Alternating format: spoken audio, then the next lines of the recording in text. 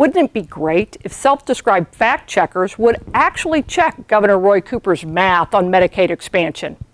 If they did, they'd find out he's wrong. Cooper wants to expand Medicaid primarily to healthy adults, and he claims that it won't cost the state any additional money because the federal government pays 90% and the state picks up the other 10% through taxes on hospitals. But his claim about virtually free Medicaid isn't true. Who do you think pays the additional hospital provider tax? There's a reason why it's also called a bed tax.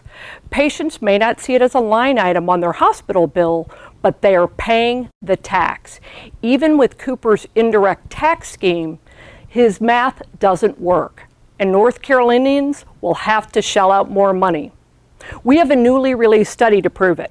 The economic modeling from our study shows the funding gap for Cooper's Medicaid expansion to be between $119 million and $171 million every single year. I lived the Colorado version of the free Medicaid fairy tale, and it wasn't true. First, expansion advocates always underestimate the number of enrollees in order to make their math work. It happened in Colorado, where in one of the healthiest and wealthiest states in the nation, almost 1 in 4 Coloradans is now on Medicaid. But remember, Medicaid isn't medical care, it's just coverage.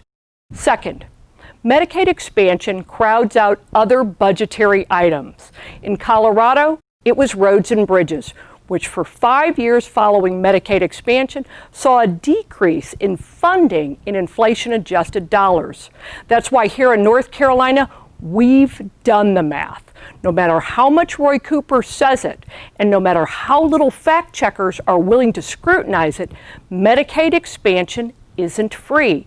It will cost taxpayers more money to put able-bodied adults into Medicaid, period. There's a better way to cover that same population while at the same time not marginalizing those who really need Medicaid.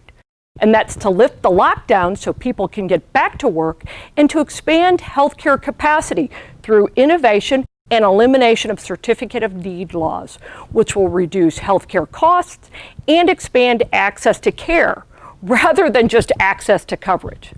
That's the workable and winning math.